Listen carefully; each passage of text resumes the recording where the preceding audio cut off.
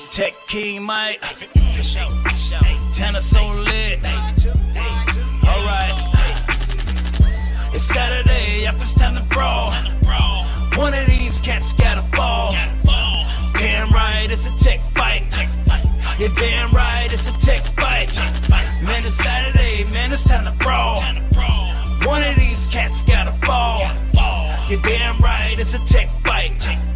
You're damn right, it's a tech fight. So easy, cue the funeral. The funeral.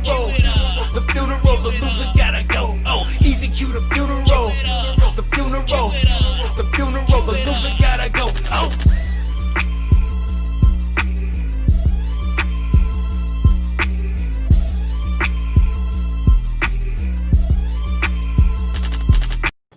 All right.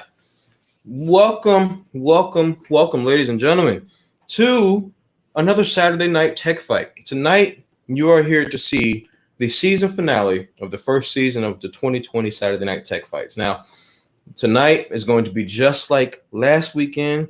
And there's a battle royale, one for the ages. We have some heavy hitters that have decided to step in tonight for a chance to win tonight's prize package, which will be 60 bags of sample size popcorn from our channel sponsor, Popcorn World, and a pair of AirPod Pros. So even if you got a pair at home, you got an extra pair in case you lose one. We all know how difficult it is to get another pair from the Apple Store right now. So keep that in the back of your head. Now, that being said, I want to welcome all the new people that have never been here before. And I also want to welcome all the contenders that will be joining us tonight.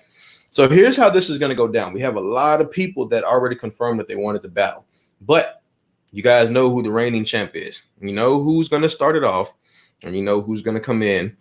His name is Gregory McFadden. Now, he came in last week and almost ran through everybody, but he got knocked out, came back in a double-0 against Trenton Marshall, and he ended up taking home the prize. So what we're going to do is I'm going to introduce you guys first to my judges. Same group as last time, the same usual cats. First and foremost, I'm going to bring in my man, Mr. Scott Peachy. How you doing tonight, Scott? All right. How are you doing, my friend? I have been just amped ready for this. Ready. I am here. I am ready for the day that my hair is this long because this wig is tight. So I am ready to get it on tonight. I got some gel for you. And now I will bring in my next judge. You guys know her as the normal tiebreaker judge. She's also the no-nonsense judge of the evening, Miss Adrian L. How's it going? Hello. I'm here for the shenanigans. I've seen all of the shit talking on Twitter, and I'm ready. Okay.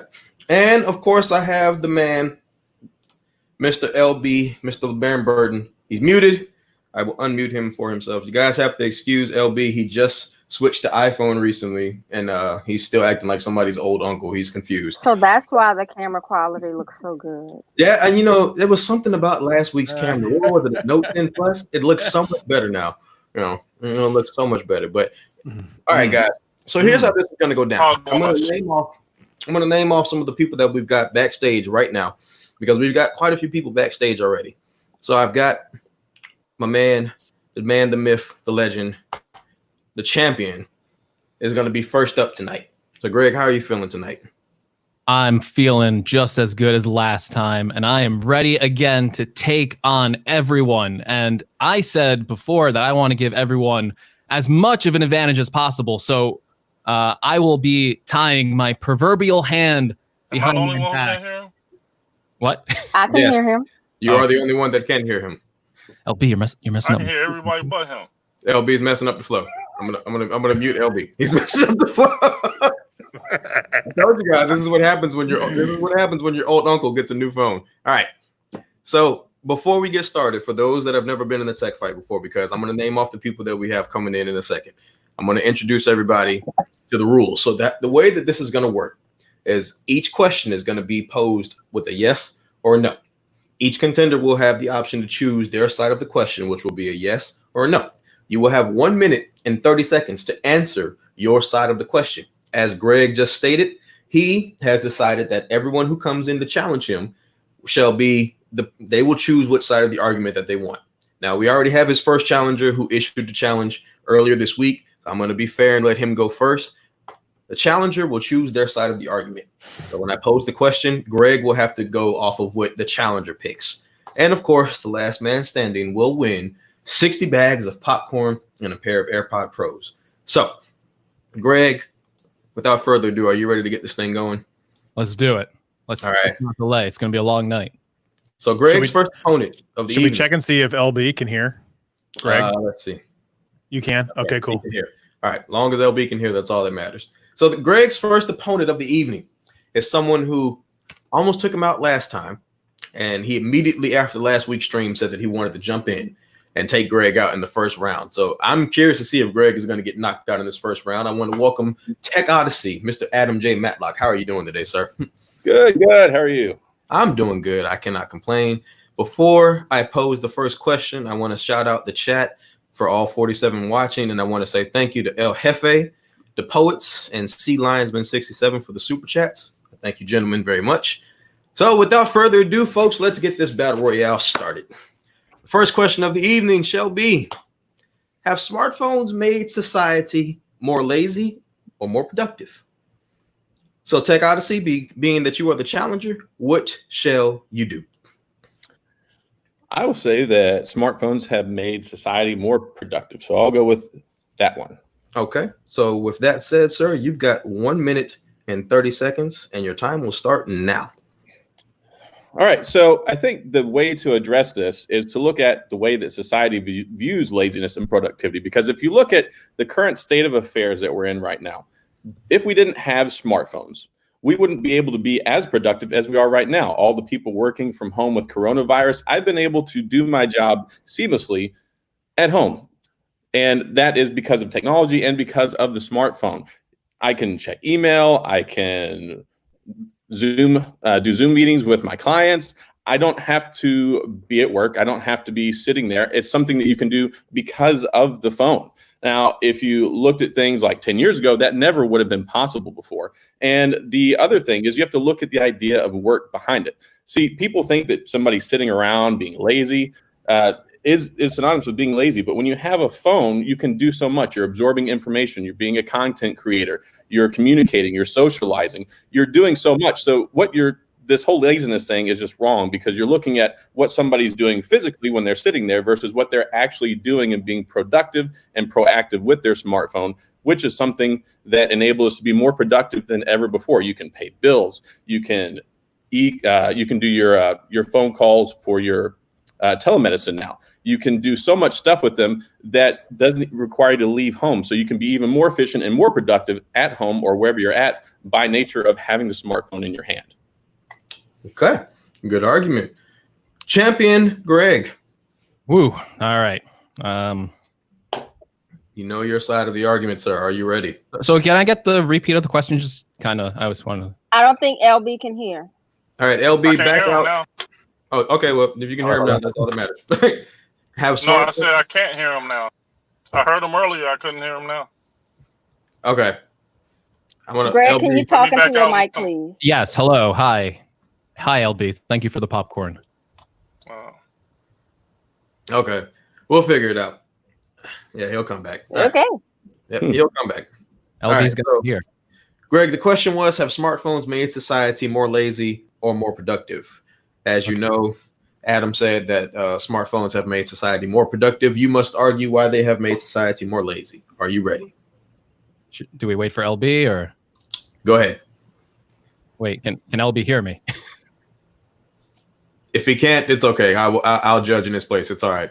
All right. Oh, man. Okay. So I will begin now. Smartphones have made society way more lazy than productive. When we think about working from our homes and stuff like that, most of our work isn't being done on a smartphone. It's being done on laptops and tablet devices and desktops. Most people use their smartphones to goof off at work. When I used to have a full-time job, I would be so less productive because I would be constantly checking social media like Twitter. I would constantly be checking YouTube, watching videos. I would just be constantly checking my phone day in, day out, talking to relatives through text messages, talking to friends, goofing off just all the time on my smartphone. I also don't think that it made society... I also think it has made society more lazy because all of the other services that smartphones do. People don't go to stores anymore. They order off online. They order groceries. They order clothing. They order, shoes. People are afraid to go into stores and stuff like that now.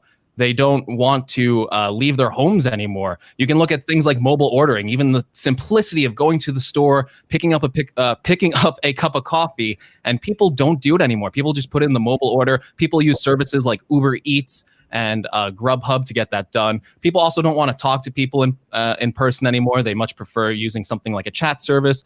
And also, I just think society as a whole, you can see that it's become much more lazy. People are less inclined to leave their home. People don't want to actually go out there and get things done. They want, and you can see that even with like people's health and stuff like that. People's health have gotten worse since technology has advanced. Okay. All right. So before I start, LB, did you hear any of that?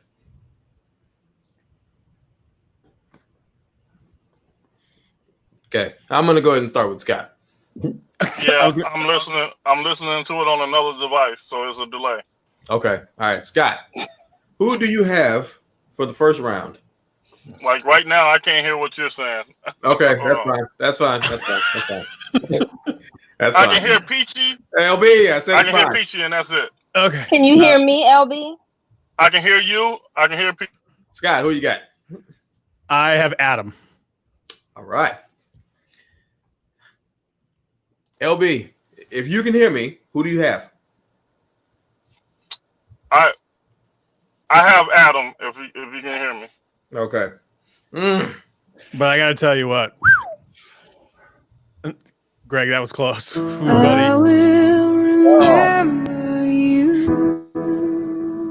It's okay. It's okay. It's okay. All right.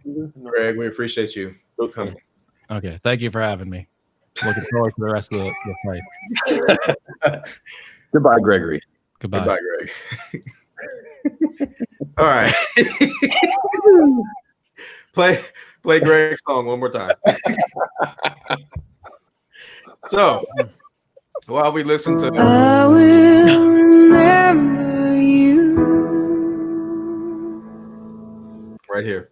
All right. So now that Greg, Wow. I didn't see that coming, but it is what it is. Greg is gone, which means that now it's time for the next question. And the next question of the night is going to be, who has impacted technology more in the last decade? Apple or Tesla? I'm Now- sorry, I can't stop laughing. It's okay. It's okay. So, with that being said, I'm going to introduce the next person who has stepped into the tech fight arena. Now, this is his first time coming in, and you guys know I like to give an intro. This is his first time stepping in. I've been a fan of this person's channel for quite some time. High quality, crispy content. Made in Toronto.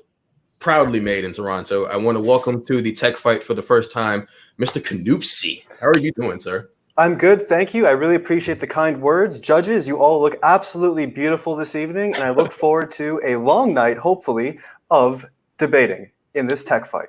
And that flattering will get you everywhere, sir. I intend to flatter the entire time. All right. So with that said, Canoopsy, you get to choose your side of the argument. So who do you think has impacted technology more in the last decade, Apple or Tesla? Apple. Okay. So as you heard in the first round, you have 1 minute and 30 seconds to argue your side. Are you ready, sir? I'm ready. Let's go. Folks, Apple is a company that has changed huge industries, massive industries, and every single year they change something entirely new. Sure, the iPod, the iPhone, the MacBook, iPad, those are really, really big deals, and they've changed the way that we create. They've changed the way that people use technology on a daily basis. They're incredible pieces of technology. But Apple is also doing big things in the health space, for example. The Apple Watch has saved countless lives. Apple's investing in large amounts of money to further health research. They've created full health apps to help people to sense diseases and other illnesses early. Apple is changing the world with its products. And I'm sure a lot of us probably use Apple products on a daily basis. Most of us probably use an iPhone. There we go. See, I use Apple products. They've gotten me through school. They've gotten other students, countless students through school. Without Apple, I wouldn't be where I am today, as well as many other people in the world. Tesla, they make beautiful cars, good for the environment, but that's it. That's it. Okay. Adam, are you ready, sir? Yes. Okay. Your time starts now. All right. So Tesla has made a bigger impact in the last decade because Tesla isn't just cars. Tesla is battery powered cells. Tesla is electric motors. Tesla is vehicles. Tesla is interconnected technology. Tesla, the company, owns SpaceX. They just put people into low Earth orbit for the first time from American soil in like 10, 12 years. They've built the rockets that can land on their own. They're making autonomous vehicles that can drive on the road that will save lives, lower carbon emissions, and by proxy, being able to plug it in at your home versus going and using it at a gas station. It makes driving cheaper. It makes it better for the environment. Like I said, lower carbon emissions, and eventually it's going to take over. It's the way of the future. They're starting now. And of course, in the last 10 years, not just bringing the cars online, but they're also building that underground tunnel to get people around faster. So there's so much going on. And I see that he's holding his phones up over there. But if you want to go off of Greg's argument a minute ago, it might be making people lazier. But Tesla is the epitome of efficiency, and they are getting the world more places, faster, better, safer, and reducing pollution on the environment. Okay. All right. So I'm going to start with LB because I know there's a delay. So who do you have for this round, LB?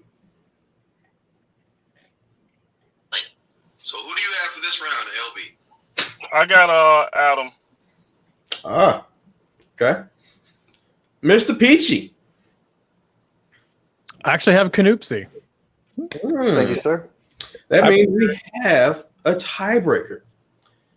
So yes, we do now. So I am going to be going with Canoopsy. Thank you. And if anybody got something to say in the chat, we're not doing all that tonight. Anybody got nothing to say in the chat? We're checking that tonight. All right. With that said, congratulations. Thank you, sir. I appreciate it, Adam, for coming in. And I will go ahead and get the next contender ready.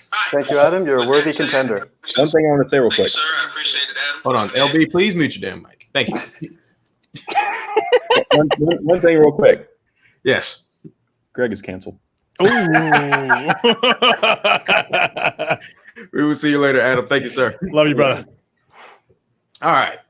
So now that the stage is set, I'm going to bring in, we're going to keep it international. I'm going to bring in the next contender for the evening. Now I'm going to throw the question up here. Who was more of a pioneer, Steve Jobs or Bill Gates? So this is the question. And of course, the challenger coming in will be the person who gets to choose their side first. Now, this person coming in, like I said, folks, we're going to keep it international. He's been on the Tech Fight before. He's literally a walking encyclopedia when it comes to tech, but he's also one of the coolest people you'll meet. He is the Benjamin lover of tech. What's good, people? Hopefully you can hear me. We can hear you just fine. We're not worried about LB. He's got another device. He'll be fine. All I know is this man is in the future right now. So are you ready, Ben? Yeah, we're good. We're good. All right. What side of the argument will you choose? Steve Jobs or Bill Gates? Steve Jobs. Okay. You have 1 minute and 30 seconds. Go. Steve was able to challenge the status quo, and he was one of the people that was really part of even how fonts were made. And he was literally the definition of even when things were bad, he still knew how to turn it around. The guy was actually pushed out of his own company for him to come back and be on a salary of $1 a year just to make sure that the company was actually back in place. From the pioneering things like reinventing the wheel. Look at the Walkman. The Walkman was actually the portable media player that we listened to our music with, whether it was the pencil with the tape to rewind or fast forward or the CD. But he reinvented the wheel with the iPod, right? He was not scared to be able to change how people use devices. Look at the UI. User interface and user experience was all Steve Jobs, right? And there was a very nice thing, inverted commas, that he said that Microsoft had no taste. Yes, Microsoft were the bigger company, right? But they had no taste to how actually people use their devices day to day. Look at what the Mac OS did in terms of optimization from the PowerPC days before it transitioned into Apple, before it transitioned into Intel, and now look at the ARM transition that we're going to be getting at WWDC, right? They pioneer, and that's all from the ethos that Steve Jobs put at the foundation of what Apple is and who Apple is, and it makes that difference now. Even when he left, look at the difference he made in bringing up Pixar. That's it. Okay, that's it. Let me. All right, I'm acting like the old man. Let me cut my phone off. All right, Kanoopsy, are you ready? I'm ready. All right, let's go. Steve Jobs, as much as I respect the man and the company he started, is not a pioneer. He is a marketing genius. He is able to take any product, any service, anything that Apple creates, even things that Apple doesn't create, such as Next and Pixar, as Ben mentioned, and make them exciting. That's not a pioneer. A pioneer is someone who starts something from scratch, and that's who Bill Gates is. Bill Gates started this company completely from scratch, created an entire operating system. And by the way, macOS, the user interface was stolen from Xerox, by the way. And Bill Gates has done incredible things. He's created an operating system that's the most used in the entire world. People are using Windows across the planet, even though it costs money to get it. People are still using it. It's used in businesses. And they've also created the kind of what the modern computer is like for a lot of people. Additionally, Bill Gates is still out here pioneering new industries. He's helping in the healthcare industry. He's still helping make Windows better in some capacity. And he's also funding a lot of schools and research to help the next generation of people interested in tech become pioneers for their own different ideas. Because he's got him funding schools, funding clean water. Steve Jobs didn't do any of that. Steve Jobs is out here marketing products. As much as I respect him, I mean, he was never really a pioneer. Okay. All right. I'm gonna start with Scott. Scott, you know I always start with you when you make a face, Scott. So I know I'm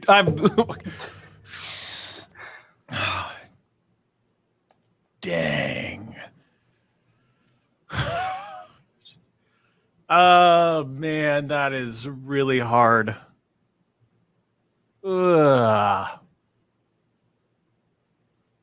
I have to go Kanoopsy.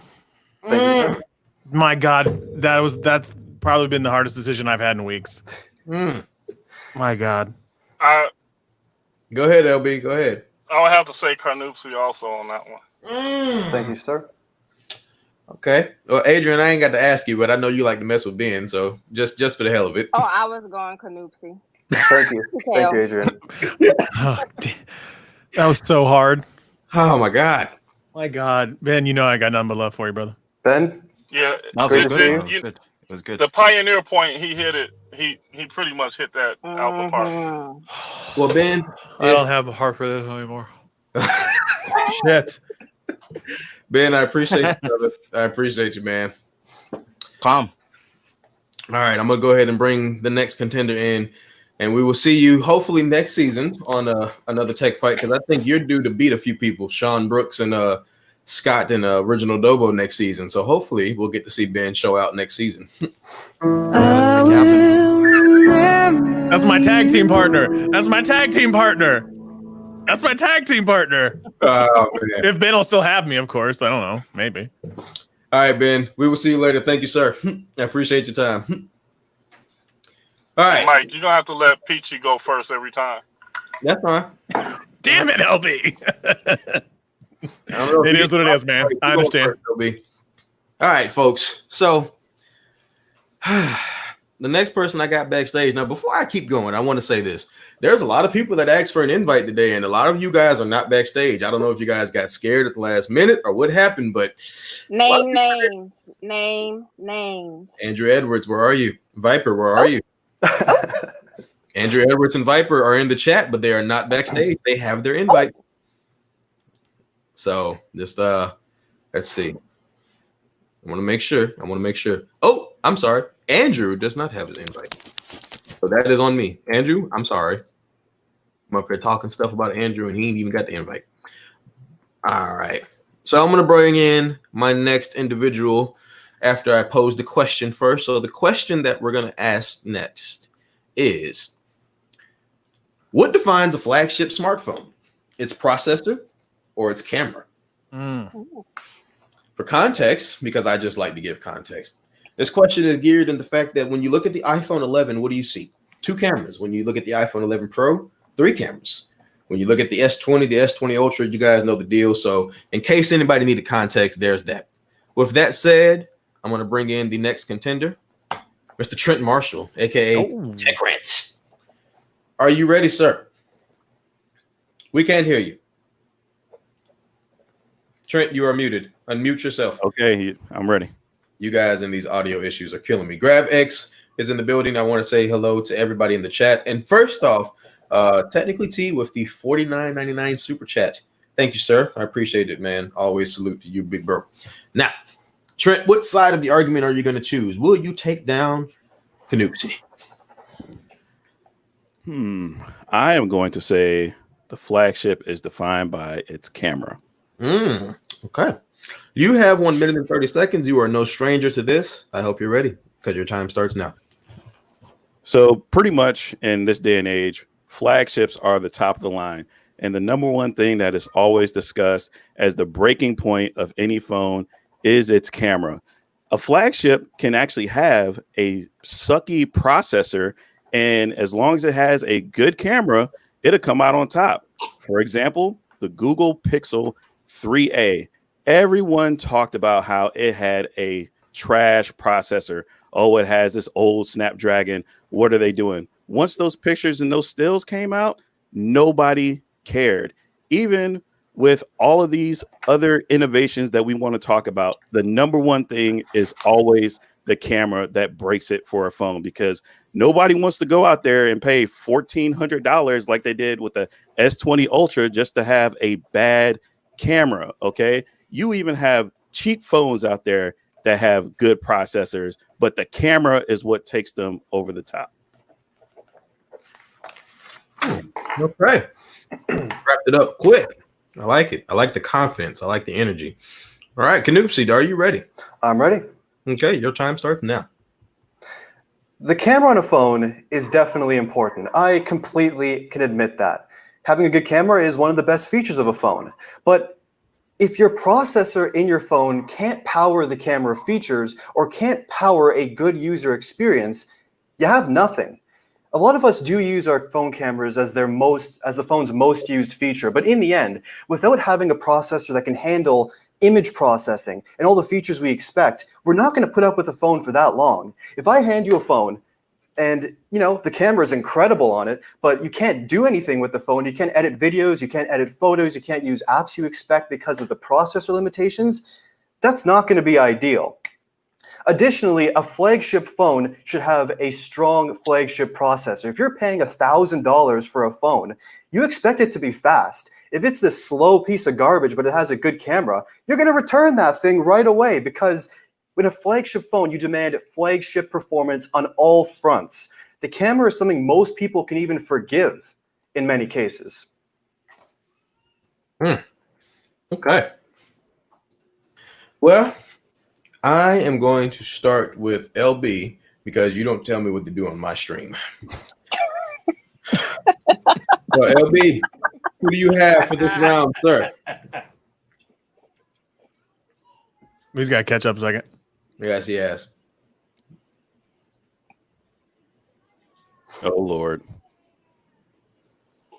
Wait, did he chose me first anyway? Yes, I did. After we just okay. I gotta go with Canucci on that one. Okay. Thank you. Okay. All right. Mr. Peachy. I'm going Canucci as well. Jesus Christ. It's a slaughter. Adrian, I ain't even gonna bother with you. Because it don't matter. Well, okay then. It don't matter. It don't matter. Mr. Marshall, I appreciate you jumping in. I will remember you. It's so cold. It's so cold. Trenton, I gotta say, your answer was absolutely incredible. Yeah, That it was a really great was. answer. You should have chose him, honestly. That was an excellent answer. And it was tough to find some sort of comeback to that. Had you not mentioned the additional processing chip for just the photos, I would have taken Trenton. That's pretty much what led me over the top too. Okay. All right. And Well, I didn't better get a see vote. y'all with some trash cameras. all right. Now, if you're gonna start talking smack, I gotta get you out. Bye. Oh, got the wrong person.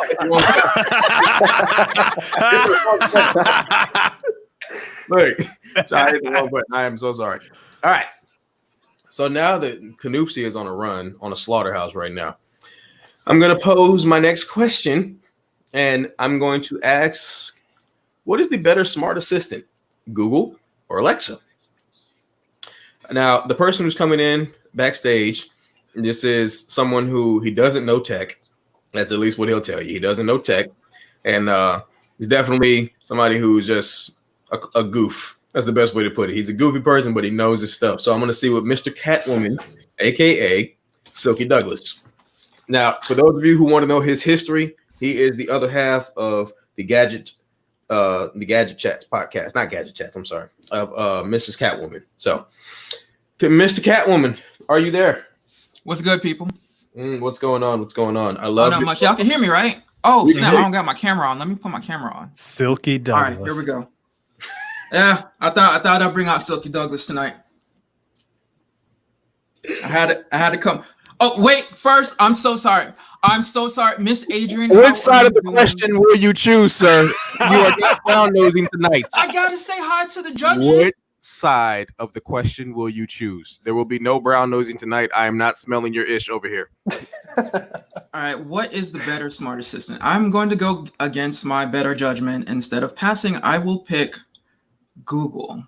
Okay. You have 1 minute and 30 seconds to tell us why Google is the better smart assistant. Are you ready, sir? Yeah, I'm ready. Go. Well, Google's a better smart assistant because it's Google. Google is the largest search engine in the world. So when you ask Google for something, it's going to look it up and it will find you the correct answer. Alexa, she's something special, and I'm pretty sure she actually uses Google to answer questions and to do stuff. Also, Google is backed by flipping YouTube, the second largest search engine in the world. So yeah, Google's a better smart assistant. There's also the Nest program. Google Nest is amazing, especially when you're on the road. And I could be at home and mess with people and change my AC because people are trying to drain my power in my pockets. I don't like that. So yeah, Google is the better assistant. Google is integrated in Android everywhere. It's easy, accessible. Alexa, you have to use pretty much just Amazon products to get it to work. But yeah, that's it. Anyways, I'll just eat my popcorn from Popcorn World. All right. So, Canoopsy, are you ready? I'm ready. Let's go. So, Google Assistant definitely has a great range of well-designed devices. Google Nest Hub Max, Nest Hub, all those different devices, they're great. But the thing is, Alexa is on more devices. I can buy a microwave, a clock, a ring, like a dishwasher with Alexa built in, because Amazon manufactures these products directly. Additionally, while Alexa does basically use Google for search, as Mr. Silky Douglas mentioned, Alexa does a great job of search as well. Alexa knows things. Additionally, Alexa is a lot more open than Google Assistant. Google wants to lock you into its services. You have to use Google Play Music or Spotify. Well, Alexa lets you use everything. You can use Apple Music with Alexa. Google, that's not going to happen anytime soon. Additionally, there's more integration with services. Alexa's more open, as well as the fact that, you know, Amazon is something that a lot of us use to buy things. I'm sure many of us ordered stuff from Amazon today. I did. Just being able to say, Alexa, I want to order some toilet paper, I want to order some cereal, and have it order the thing directly to your door, that is a win. I'm also seeing here in the comments, Spotify is not on Google's service. I don't know how correct that is, but it just speaks more to Alexa's ability to be more of an open service. And I mean, Alexa sounds a lot more friendlier than Google Assistant as well. I'm just saying. Okay. All right. Mr. Peachy. Still got Canoopsy. He's on a roll right now. LB. I gotta go with Canoopsy on that one too. My God. Well, no, I'm sorry. LB, damn it. I'm sorry. LB, I didn't mean Canoopsy. I gotta go with Cat Daddy. Well, Adrian, who do you have? Canoopsy. Okay, there. I'm All right. actually surprised Peachy said Canoopsy on that. Well, I think I do love Google for what it's worth. It's like, oh, I use Google Assistant. Yeah, that's my assistant of choice. I don't like either one. Well, Mr. Silky Douglas, you know what it is. We thank you for coming in, sir. I think he's frozen. He is frozen. I'm gonna go ahead and boot him out. He froze. Okay, That was a very Silky Douglas from your channel. Yeah, that was very Silky Douglas like posed. Douglas move. All right, so before I bring this next person in, I got two people backstage that are ready. But before you guys get to go, I have a special fighter that has decided to step into the tech fight arena for the first time ever, along with Canoopsy. You guys have seen this man in almost every single live stream that is on Tech YouTube. He's also one of the most creative people when it comes to audio. He knows his stuff when it comes to headphones. He's one of the nicest people that you'll ever meet. I'm going to bring in, for the first time ever, Mr. El Jefe Reviews. How's it going? How you guys doing tonight? I'm your biggest fan. Amazing. This guy's an amazing creator. Oh my goodness. Yeah, but I don't know anything about tech, man. So this should be fun. Oh God, you guys. Neither do I, honestly. All right, so Didn't see that one coming. Hi, Hefe. What's up, girl? How you doing? My brother El Jefe. So, Mr. El Jefe, I'm going to pose this question for you to tell me which one will you choose. I'm going to pick a good one for you here. Which is hurting LG more? YouTube reviews or lack of marketing? If you guys need any context, I can provide it, but I think we all know LG over the last few years has not been, they've been kind of the redheaded stepchild of the smartphone world. So, and a lot of people blame YouTubers for them sending it to the same YouTubers. A lot of people blame, marketing, but I want to know, El Jefe, what side shall you choose? I'm going to go with the YouTube reviews. Okay. So you have 1 minute and 30 seconds, sir. I'm sure you're familiar as you've been a long time watcher. Are you ready? Absolutely. Let's get it. All right. So as far as the YouTube reviews, the reason I'm going with this now, we're all aware of, LG's lack of marketing when it comes to their mobile devices and such. But just like Tech King Mike said, it's literally, they are giving the devices to a lot of the same people who end up trashing it year after year, whether it's the G6, the G7, the G8. And unfortunately, it's a lot of people who are, they're not giving it a fair shake. You know what I'm saying? They're not giving it a fair shake for all the things that it brings to the table, especially when it comes to it being a great device for creators. So the fact that they keep giving it to the same major influencers and expecting a different result is, to me, I just don't understand it. I just does not make any sense to me. So I believe the YouTube reviews coming from the same people and always from a negative bias is doing more to hurt their brand than anything else, because we're talking some majorly influential people that are saying that this is not good or that you have a better option over here from brand A or brand B. And I think that lends more weight coming from somebody that you trust as a YouTube reviewer. I think that's doing more to hurt their brand than any lack of marketing spend. Okay. Very good answer. And he left time on the clock. I love it. Canoopsy, sir, are you ready to continue your role, or will this be the end of the road? I'm ready. All right, your time will start now. Go. El Jefe, excellent answer, I want to say first and foremost. But one of the reasons why YouTubers don't review LG phones is because nobody cares about LG phones. I'm sorry. I have some great friends at LG, but the thing is, I don't care about their phones as a YouTuber, and that's why I don't really tend to cover them. The thing is, LG in its marketing does not position their phones as being cool. The only ads I've seen for LG phones are sales. I see them saying, you get the display, you get the headphones, you get this promo, you get free music.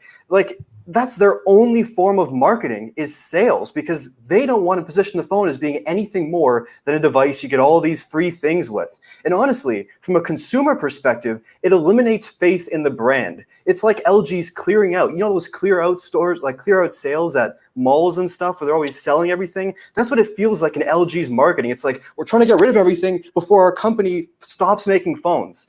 It's just, LG is failing drastically in its marketing. It needs to really position the phone as something cool or different, unique or interesting. I'm not seeing that in ads. Like I said, all I've seen are sales. It's like LG's just throwing everything away and hoping consumers will care. That's it. Okay. Very passionate, very fiery answer. Both sides. Just because I can. Mr. LB. Mr. Popcorn Man. All right. I got to go with Carnoustie. The fire sale thing got it for me. Okay. Thank All you. right. So that's one vote for Mr. Carnoustie. All right. Mr. Peachy. It's okay. Think it through. Think it through. Man, my God. It's okay. I love putting you in these positions. Think it through. Swear to God, Mike. Not only do you have to decide between two good answers, you have to decide between just somebody who's been slaughtering it so far, and then one of the nicest people that you're going to come across on YouTube. I mean, I do not envy your position right now, sir. I don't.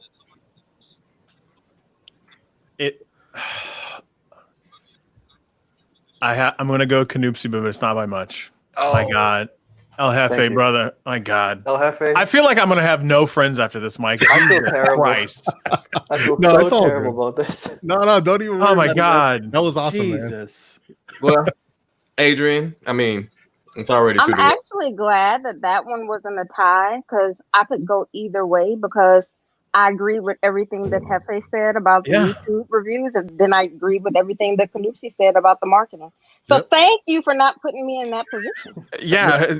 Seriously, guys, that was damn. I'm not literally, Mike. I'm not going to have any friends. Thank you so much for bringing me on my show so I can just completely ruin everything I have. No worries, man. Hey, all I got to say is hashtag Noop. Take it home, man. All right. Thanks, Jeff. I really appreciate the blessing. I'm gonna win this for you. All right, man. All right. Thank you, El Jeff. Jefe. Thanks, Mike. See you guys. All right. So, I brought him in too early. My bad. Oh, God. My bad. Pretend you didn't see that. Yeah, you guys didn't see that person. You guys didn't see him yet because I have to introduce him. Y'all know I got to do my sway in the morning. All right. So the next question that I'm going to put up here is, I think this will be a good question for both of you guys, just because I've watched both of your videos involving this particular product. Is the lack of a function row on Apple's new Magic Keyboard keeping it from truly replacing a laptop? That is my question. And to bring in the opponent for this question, I'm going to bring in now this gentleman right here. He's built a brand. He's been working at this for a long time. If you call him a YouTuber, he'll slap fire from you because that's not what he is. He's a brand. He's a businessman. He is probably one of the most down-to-earth people that you'll come across on Twitter, but he's not afraid to get down and get shady with Adrian, which makes him hilarious in my opinion. I'm going to bring in the man, the myth. Adrian Shady? Girl hush. Andrew Edwards, welcome to the stream, sir. How are you doing tonight? Hello, everybody. What's going on? Hello, Canupsi. Congratulations. Been doing fantastic. Can't lie, I'm kind of scared. LB, mute. LB, mute yourself, please. Yeah, I'm muting LB. It's all good. It's all good. All right. So I still hear somebody's feed. it might be it's okay. Well, LB said it wasn't him, so it doesn't matter. It doesn't matter. Doesn't matter. You know how this goes. What side will you choose? Do you think it is keeping it from replacing it, or do you think it is not? Oh, I'm going to say the lack of a function row does not keep it from replacing laptops. Okay. Well, you know how this goes. You have 1 minute and 30 seconds. If you're ready, sir, I will start your time. Please do. Go ahead. So the reason that the lack of a function row on the new Magic Keyboard does not stop the iPad Pro from replacing a laptop is simply because the Magic Keyboard is roughly 6 weeks old, and the iPad Pro has been replacing laptops for a couple of years now. So if the iPad Pro has been replacing laptops and allowing people to do real work anywhere they are, including on the go, which a lot of laptops do not allow for because they don't have built-in LTE connections on it as an option, then the Magic Keyboard isn't going to all of a sudden put the brakes on the fact that the iPad Pro has already been doing this for a couple of years. You can go back and take a look at people like Federico Viticci, who've been using iPads to run their entire business, very profitable businesses, for a couple of years now. And they appreciate what the new Magic Keyboard can do, and it's not stopping them from doing anything that they were already doing prior. I'm going to leave about 25 seconds on the clock. Okay. All right. With the confidence, Mr. Canupsi, are you ready, sir? I'm ready. Okay, your time goes. Let's start. So function keys make a laptop keyboard. They offer a lot more functions. They offer the ability to adjust your brightness, your volume, all those things very easily. But let's just think for a second about what a function row reimagined could look like. Now, the touch bar, for example, is not really the best example of a good function row. But imagine a completely refreshed idea, starting from scratch with what a function row could do. It could have different apps that you could launch directly from. It could be a touch screen, just like the touch bar thing, but it could actually launch apps. It could be a second, like basically a second touch screen that can do so many different things. Think creatively about that for a second. And all the different things that function row could actually do could get people to switch from their laptops and actually, use the iPad as their main computer. Additionally, when I'm using the iPad Pro, I want to adjust the brightness, the volume. I want to play and pause things very easily, and having to reach up and touch the screen, it's kind of annoying if you ask me. It makes me just think, wow, this could be a lot easier on my laptop to do these certain tasks. I mean, on some of the keyboards I've used, they have more different features than just brightness or backlighting and stuff like that.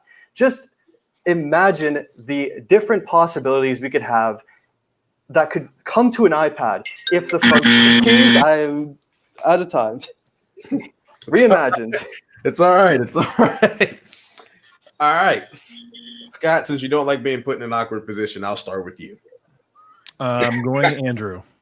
Ooh. Okay. I gotta go Andrew also. Oh, see, I didn't even ask you yet. I didn't even ask you yet. God, I understand you got a delay, but you I will remember. That was a tough one. All right, man. Well, Great fight. Thank you, sir. Good fight. I appreciate it, man. Canupsi went on a freaking roll, man. He went on a slaughterhouse. Wow. Canupsi, I will ask you to hang out for a while because tonight is the season finale, so there's a lot of surprises in store. Anything goes tonight. So if you want to hang out a bit, we will see you later. Sounds good. Oh, I cut him out for you. Sit down. Jesus, Mike, that was harsh. Like, all right, and you're gone. Jesus. My bad, man. My bad. All right.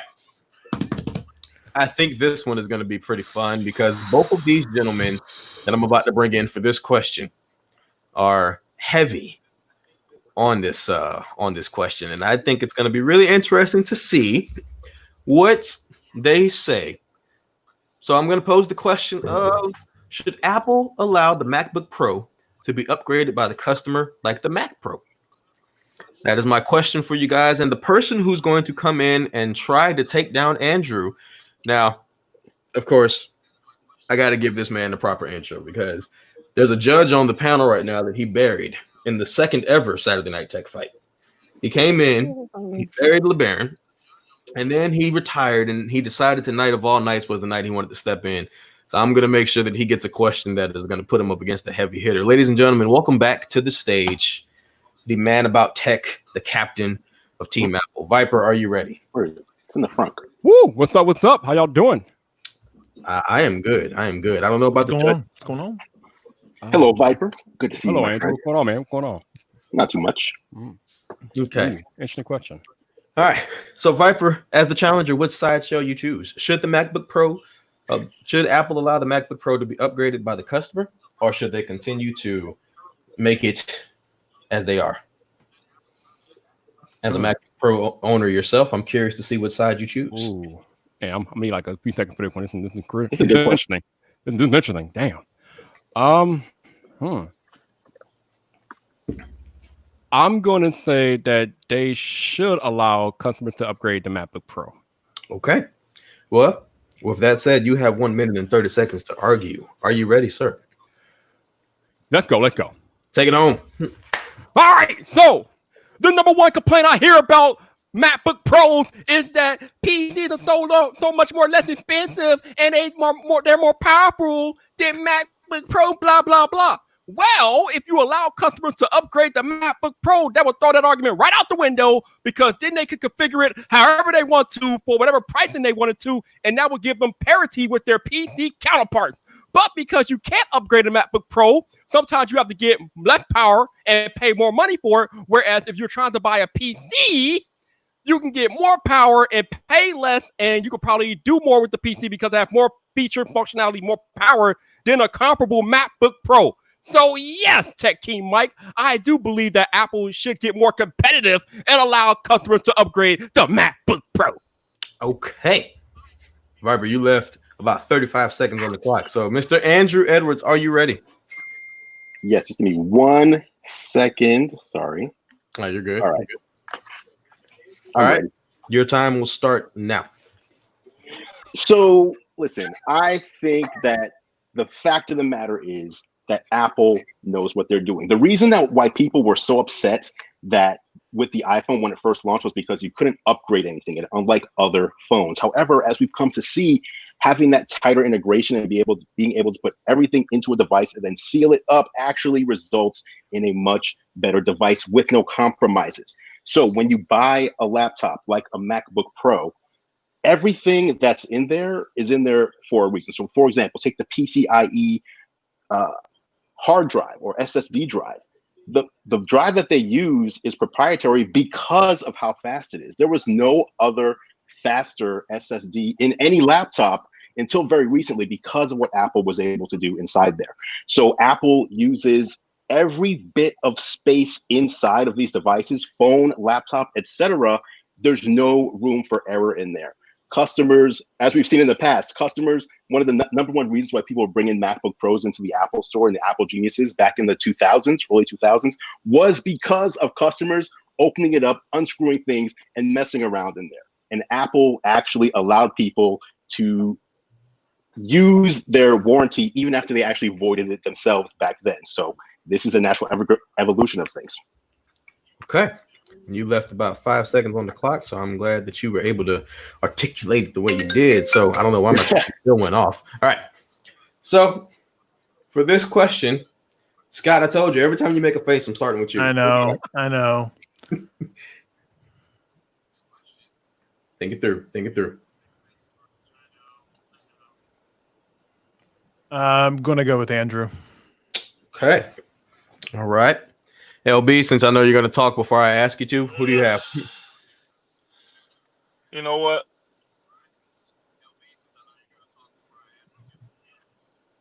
You know what? Just to show Viper that there's no hard feelings. Hurry up. You know what? I'm gonna let Adrian decide this one. I'm gonna go with Viper. Okay. All right. Well then, Adrian L. Who do you have?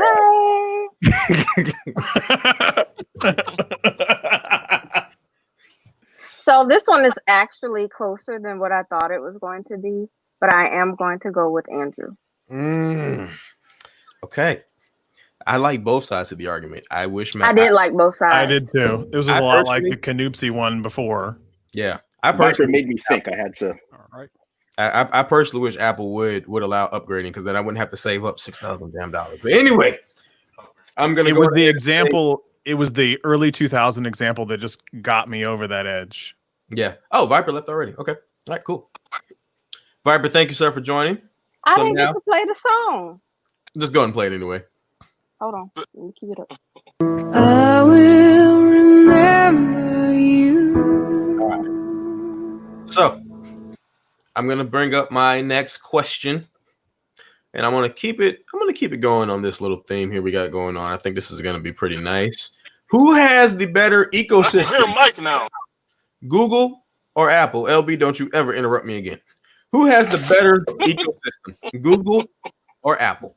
Now, I'm bringing in another heavy hitter for this one. Now, this man, he's a guru of sorts, but he calls himself the emperor. If you guys don't know who he is, you'll find out here in just a second. He's a creative marketing genius. He is someone who will help you get your YouTube channel where it needs to be. He is just Andrew Edwards. Your opponent is Mr. Roberto Blake. Are you ready, sir? Hello, sir. Hello, sir. How are you doing today? Fantastic. How you doing? Excellent. I am on the eve of my birthday. Ah, what a better way. What would be a better way to enjoy your birthday than winning some free popcorn? What side? Amen to that. What side of the question will you go with, sir, as the challenger? I'm going to go with the mighty empire that is Google. Okay. You will have 1 minute and 30 seconds to argue why Google is better than Apple when it comes to their ecosystem. If you're ready, I'll start your time now. Apple is amazing, and it is one of the premium brands in the world. It was the first brand to go to $1 trillion for a reason. However, it also has its limitations, and those limitations are in the fact that it is a high barrier to entry into the Apple ecosystem to begin with, whereas Google penetrates every aspect of our lives, from, for better or worse, from our government institutions to our education system to everything we do. If we have a question, we ask Google. Google owns YouTube. YouTube is the second largest search engine in the world. Google is the first. YouTube is the largest video platform in the world. Google is the first one to go with the search engine side and is the largest trafficked website in the world. Google is accessible to anyone and everyone in the world and allows them to use free apps, a great Google suite that they can use for creative work, for their businesses. Google produces new entrepreneurs every single damn day. Google has the best, most accessible, most thorough ecosystem there is. And it's not limited to the software, but the hardware is actually really good and is affordable comparative to Apple. But more importantly, what they've done in transforming the education system with the Chromebook is phenomenal. Apple is missing the simple fact that they can have global penetration and help people all over the world, and Google has actually done it. Okay. Google's the superior ecosystem for everyone because it is for everyone, not for the elite who has the coin. All right. Google Home, be quiet. He wasn't talking to you. Be quiet. I'm just gonna mute this thing because it's up. All right, be quiet. He wasn't talking to you. Shut up. All right, Andrew. Yes. Are you ready, sir? Yes, sir. Okay, go. Just talking about price real quick, Google does not make a phone that starts at $400. If you want to get into the Apple ecosystem, $400 and you're in. You want to buy a Google Pixel 4, it's going to cost you more than that. So right off the bat, the ecosystem for Google is not, it doesn't even compare. Second of all, ask the average person, what is Google's ecosystem? They're not going to know. They're not going to be able to tell you. Apple's ecosystem is accessible. Most people that buy an iPhone know how to use iMessage. You buy a MacBook, you buy an iPad. Everything just works together right out of the gate. You don't have to figure out, okay, I have this Android device from Samsung. I have this Microsoft computer. How do I get my text here? You can't. You need Google to Google how to figure out how to use their ecosystem, and you're still going to have trouble figuring it out. Apple makes everything for the average general consumer to use right out of the gate easily. The very first iPhone in 2007 that I bought, I handed it to my son, who's sitting right here, 16 years old. Back then, just a couple years old, 3 years old, handed the phone. He knew how to open it up and start using it. Apple makes things, if you ask me which is better to me means more usable for the average person rather than it just exists, but no one knows how to use it. Okay. So I'm just going to go ahead and address the chat because I think this is pretty funny. A lot of people didn't think Roberto would stay under 1 minute and 30 seconds. Not only did he stay under it, he had a minute to spare. A second to spare. So I want to throw that out there. Andrew with 9 seconds to spare. So, Scott, you know I love torturing you. No, don't shake your head. No, don't shake your head. No. What you got for this one, sir?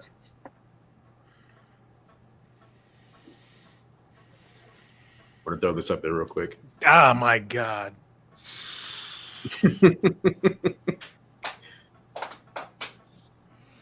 I'll be honest with you, Roberto. I did not think about the ecosystem question that way. I hadn't thought about it that way. My gosh. I'm actually going to go Roberto. Okay. All right. LB, you look shocked. Makes me wonder who you chose. Let's see. I never saw this coming. I honestly never saw this coming. Wow. Roberto pulled one out the bag. But just because I don't want to choose, I'm going to go with How in the hell is that fair to That's me? not fair. That is I'm gonna not tell you what, like, fair. I could easily choose either side. You're like, you know what? Hang on a minute. I'm gonna make Adrian do it for me. That is not fair. How? You know what? No, LB, you just be quiet. Adrian, who do you have? Honestly, I'm sorry, Andrew. I gotta roll with Roberto on this one. Ooh. It's all good. Yeah, I thought I was gonna put LB in a hard spot, but damn. All right. My God, both of those were incredible. Well, Andrew, that was well played, sir. I'm going to tell you the same thing I told Canuzzi, if you don't mind hanging out for a little bit, because I'm about to kind of do some stuff here. So hang out for just a little bit, sir. All right. All right. Thank you, Andrew. So that was hard. We are May I down. just suggest that LB votes first from now on? Yes, I agree. Oh wow. I agree. LB will vote first from now on, because LB can't vote fairly. He wants to make things harder for other people. We gonna make it hard for you. Okay. All right. She the one who said she wanted to be the tiebreaker. She said that. She asked for that. I know, but they coming with it today. They coming with it today. I gotta be honest with you. I have learned. So this is like no BS. Like I've learned. Like I knew some of the questions, but I didn't know all of them. I have learned more in this one. Way more. Like I never would have thought of the ecosystem question that way. I just wouldn't have. And I'm a Google guy. You guys are talking. Yeah, he just introduced that thing that you can't unsee. So like, Mike trying to tell y'all never to in your shut up. life- He ready to move on. I am, because I'm trying to talk. Wait, All right. sorry, I was trying to hear that you can't unsee. That was interesting. That's LB will explain it later, because here's the thing. Now I'm gonna put a question up here, and here's what I'm gonna do, folks. I'm gonna put this question up here. The question that I'm gonna put up is, let me see, what question will I put up here just for the hell of it? I think this will be a funny one. Do we have too many streaming services? That's my question. Do we have too many streaming services? I got that question from a particular live stream that I watched this week on Wednesday night, and I'm just going to leave that there. So with that said, Roberto, here's the thing. You are the last man standing as of right now, and I have a lot more questions that I need to ask before this finale is over with. So if no one in the chat will step up to take Roberto out, I'm gonna let Roberto call out who he wants to answer this question. You've got Trenton, Canupsi, and Andrew backstage right now. So who do you want to come in and debate you on this one? Trenton, Mr. Tech Rant himself. Mr. Tech Rant himself. Well, I'm glad he stayed backstage. Trenton. Welcome back, Thanos of Tech. Yes. Let's go. All right. Viper said he is available as well, and MC Locks in Life, aka Mr. Catwoman, is available as well. So basically, folks, here's how this is going to go. Once this one is over with, if Roberto wins, he will choose his next opponent. However, if Roberto is defeated during this question, Trent will choose his opponent. I will keep going until there is no one left that has come in tonight. So that means that Canupsi, Viper, Mr. Catwoman, and Tech Odyssey, Mr. Adam, you guys are up next. So make sure. What about Greg? Greg just said bye bye. Well, I mean, no, I'm sorry. We canceled Greg. We had canceled Greg, but we're bringing Greg, we're bringing everybody back. So hopefully everybody keep your invite ready, and let's get going. So Trent, what side of the argument will you choose to take down the Emperor?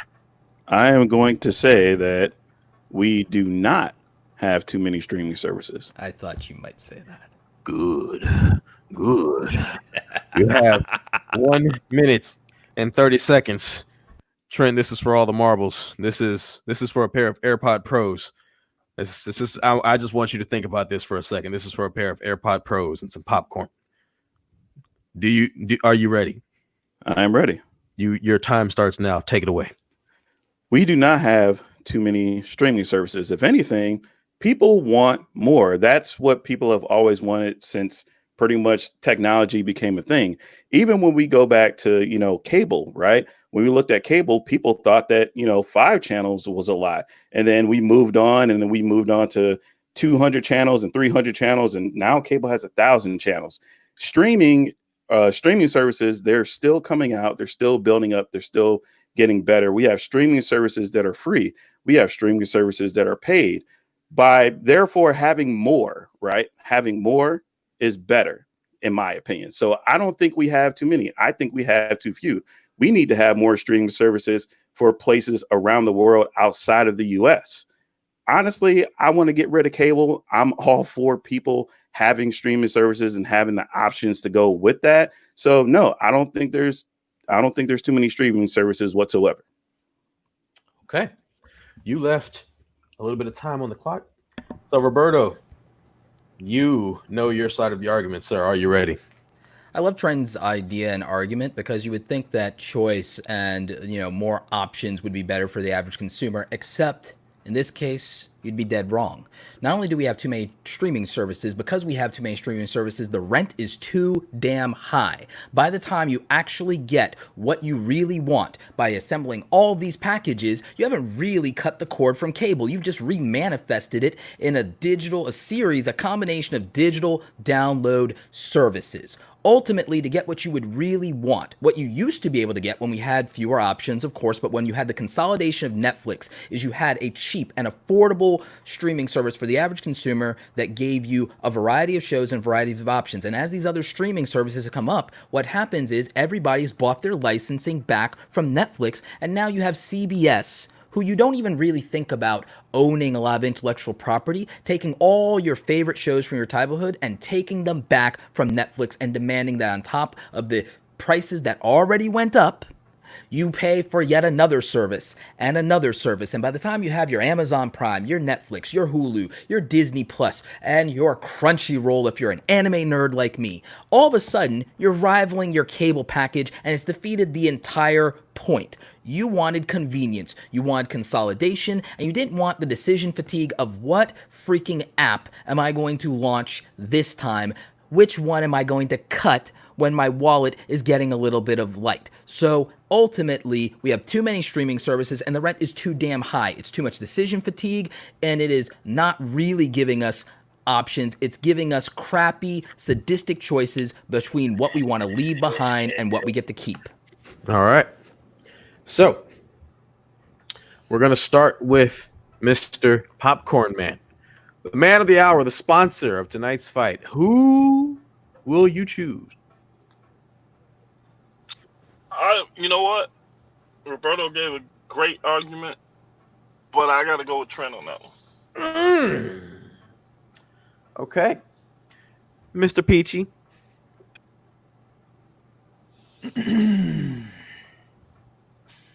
Think it through. Think it through.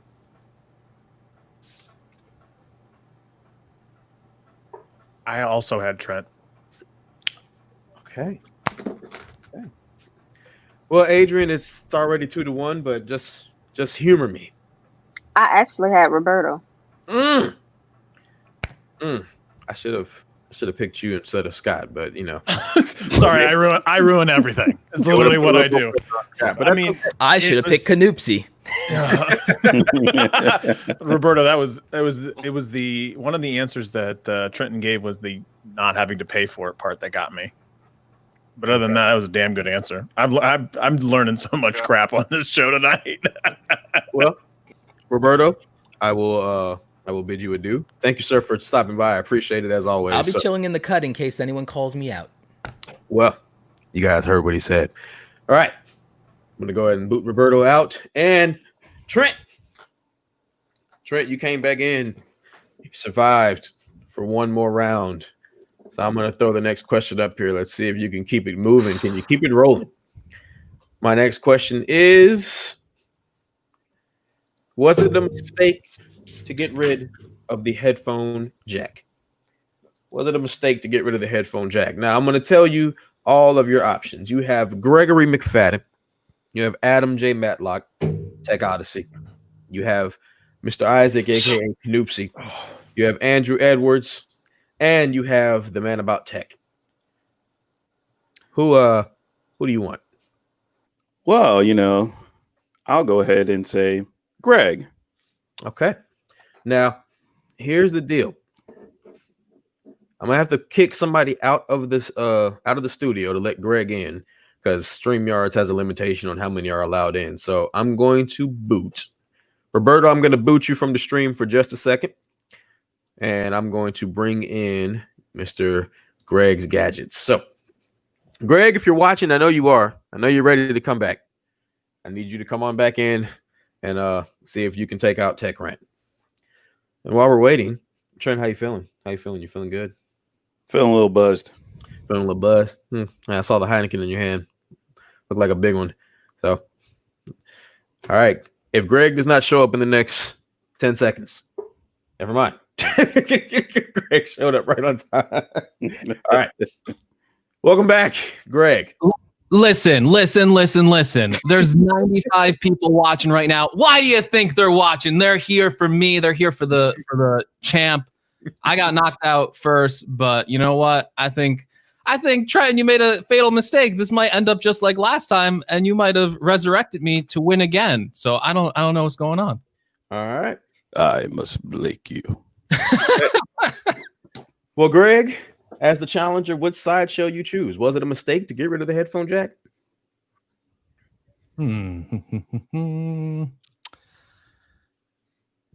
It was not a mistake. Ah, interesting. Well, sir, you have 1 minute and 30 seconds. You know how this goes. Take it away. It was not a mistake to get rid of the headphone jack. Apple made the right move there by getting rid of it. And as we can see, a lot of other companies have followed suit. Since the removal of the headphone jack, we have seen so many great options for wireless headphones and wireless earbuds. AirPods have dominated the market. Consumers were ready to get rid of the headphone jack, and AirPods are a runaway success, selling more units than ever of any other Apple product besides the iPad. That's how popular AirPods are. They even beat out the popularity of the original iPhone and iPhones after that. So the consumers were ready for this wireless technology. We can also see that there's some other benefits from getting rid of the headphone jack. There's very limited space inside of a phone. Phones are very small. And even though the headphone jack might look like it's not taking up space, it is. When you get rid of stuff like that, you can also put in other technologies, things that consumers really appreciate. Since the removal of the headphone jack, we've seen companies put in these massive batteries that are giving us multiple day battery life with our iPhones even, and Samsung phones and all this. And we can see almost every smartphone manufacturer, except for maybe a few like the LGs who are keeping the headphone jack around. And let me be honest with you, LG's not selling too many smartphones these days. The technology continues to improve for wireless. The innovation is there, and it pushed innovation ahead. Do you think that we'd really see all these great wireless earbuds from not even Apple, but other places like Soundcore and Samsung without the removal of the headphone jack? Greg did not come to play, which means, Trent, you have to take it away. Bars. Are you ready? All right. Let me know when it starts. First and foremost, we just broke 100 viewers. Thank you. Thank you so much to everybody who is watching tonight. I appreciate it. I look forward to seeing you all on July 11th for the season 2 premiere of Saturday Night Tech Fights. And again, technically T with another super chat. Thank you, sir. I appreciate it as well. So, Trent, are you ready to keep this train moving, sir? Yep. All right, you got 1 minute and 30 seconds. Your time starts now. It was absolutely a mistake to get rid of the headphone jack. One, the average consumer, the people that we love talking about the most, you basically took an option away from them. And you have a very good aging population that really doesn't like stuff changing on them all of a sudden. You had all these people that went out. Some of them had businesses. Some of them were even using the headphone jack for accessories, just like the Rode video mic that you used to be able to plug into your phone. So you basically just crapped on creators with that. Also, the fact that Apple got rid of the headphone jack so they can make a profit on another product really doesn't seem like it's quote unquote helping the world. It kind of is just pretty much lining their pockets.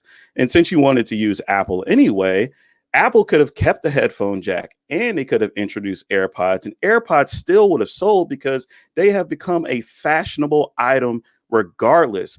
And the simple fact that companies are still coming out with phones that have headphone jacks. And when they come out with a phone on the headphone jack, people are actually happy about it.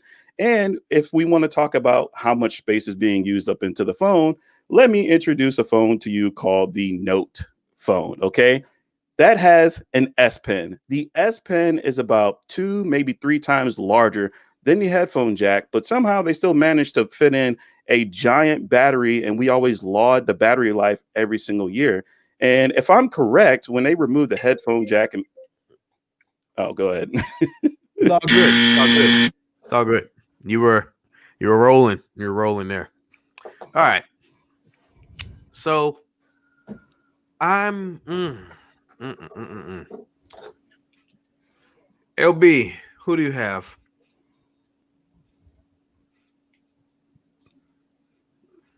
LB. I got Trent on that one. Okay. Between Adrian and Scott. Scott's expression is getting me. Yes, it is. And I got to go with Scott because Scott sets himself up for this. So, Scott, who do you have?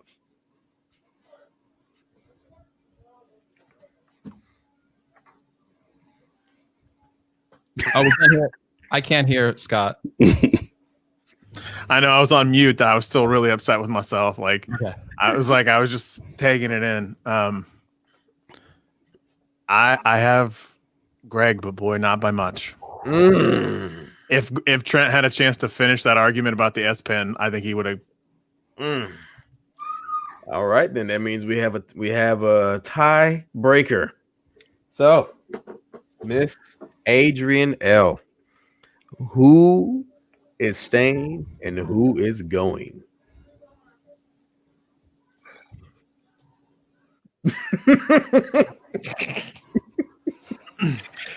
Woo, this is a good one. I swear to God, somebody said in the chat I need a support line. I need one of those this machines. Is very close. Very, very close. But I think the edge is going to go to Trenton because I can't believe I'm saying this because I don't like anything Samsung.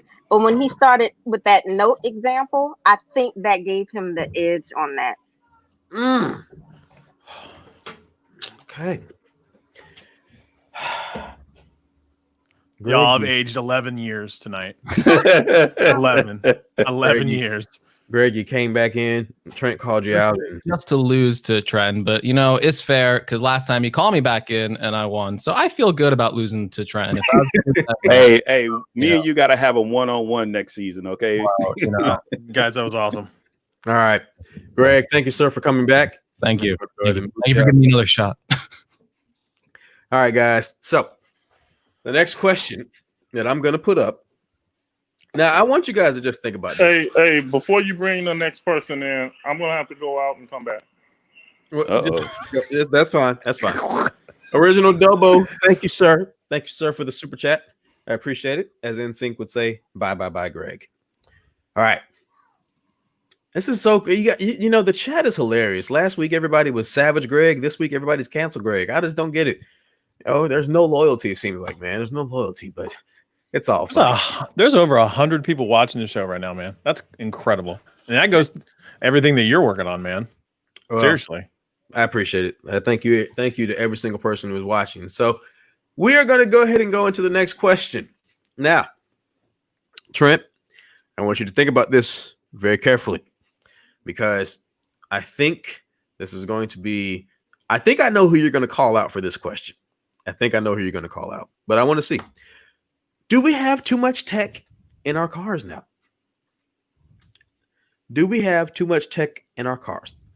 I personally drive a 2016 Dodge Charger. The 2015 had a 4-inch touchscreen. The 2016 has an 8.5-inch touchscreen. I mean, I'm not going to get started on the 20-inch iPad inside of a Tesla. So, Trent, who is going to come in and debate you on this one? Are you staying or going home? Who's left? You have the choice of Canoopsy, Andrew Edwards, Viper, or Tech Odyssey. Well, I've never faced Viper before, so let's go. All right, before I bring him in, I think he saw that coming because he reached for his sunglasses before you finished saying his name. I saw him reaching for the sunglasses before you finished saying his name. So let's get this thing going. Viper, welcome back, sir.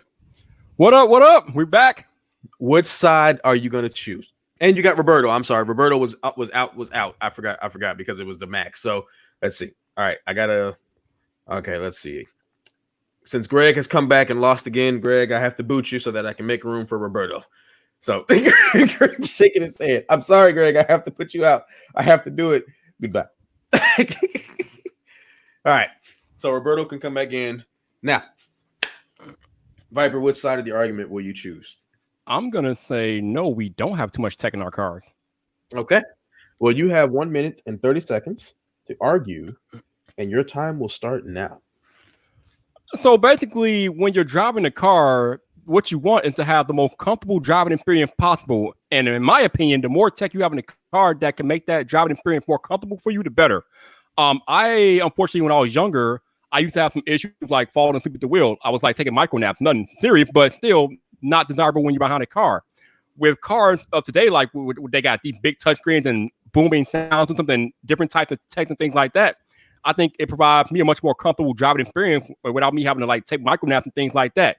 If you're trying to navigate somewhere, you got touchscreen to navigate. I have a IoT car charger in my car, and it's not a touchscreen, but it allows me to clamp my smartphone onto the charger, and then I can use it for navigation, charging the phone, or whatever the case may be. But again, that allows me to concentrate on driving and not have to worry about doing other things that might distract from driving my car. So I think more tech in the car better. You got heated seats, you got frosted windshield, things like that. You got memory settings for your seating arrangement when you get into these cars. You got load jack so you can locate your car if it's stolen, OnStar. I mean, all of this different type of technology that are in cars today just makes for an optimal driving, more comfortable driving experience for people as a whole. And I don't think we have too much tech in our cars. Okay. All right. Trent, are you ready? Yep. Take it away. All right. So I will go ahead and say that we have too much tech in our cars. We have so much tech in our cars that a simple sensor going bad or a simple fault can actually stop your car from working. It can give you a check engine light. It can cause unnecessary repairs and unnecessary trips to the mechanic just for them to reset it. Even if you look at companies like BMW, for example, or even Audi, they have certain lights and sensors that go off that you cannot reset on your own and may leave you stranded somewhere. So having that much tech inside of a car is a detriment. Also, having so much tech that people have basically become reliant on has made them less safer drivers, especially when someone goes from one car that has a certain amount of tech to another car that has less tech in it. Now they're a worse driver because they have used this tech and it's a crutch for them. You got people that forget to turn on their lights. And since we have daytime running lights and they go to another car, they forget to turn their lights on. And all of a sudden they're getting pulled over, getting a ticket, or maybe hitting somebody. Also, falling asleep at the wheel. I can't really get with that because you should always be a safe driver.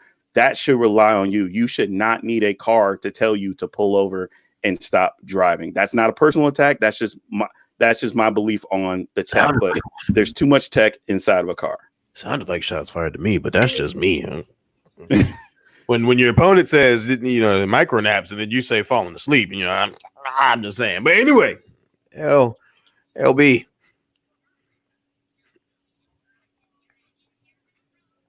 I go with Trent on that one. Trent actually surprised me. I didn't think it was no winning, but I got to go with Trent on that one. Okay. Mr. Peachy. I gotta go with Trenton on that one too. I am okay. I am shocked. Adrian, humor me. I was gonna go with Viper just because Trent kind of lost me, then kind of got me back. I wasn't sure exactly where he was going. It was like he was dipping in, then dipping out. I don't know. I was gonna go with Viper. Okay. Well, for what it's worth, I'm not a judge, but I like Viper's answer. But I'm gonna say Viper. Thank you, sir. All right, no problem. All right, Trent, you're on the roll. Can you keep it going? I personally don't know, but we're going to go ahead and put the next question up here for you. And I want you to tell me long term, which is harder on your smartphone battery, wireless charging or higher watt cable charging?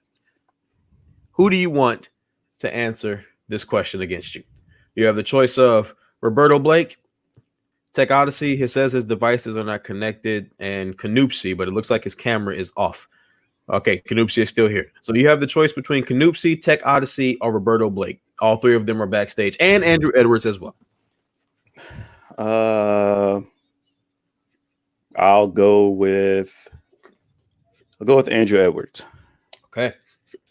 We're bringing the juggernaut back in. Let's go. All right, Andrew. Yeah. Which side are you going to say, wireless charging or fast cable watt charging? I'm going to go fast charging. Okay. All right. Your time starts now.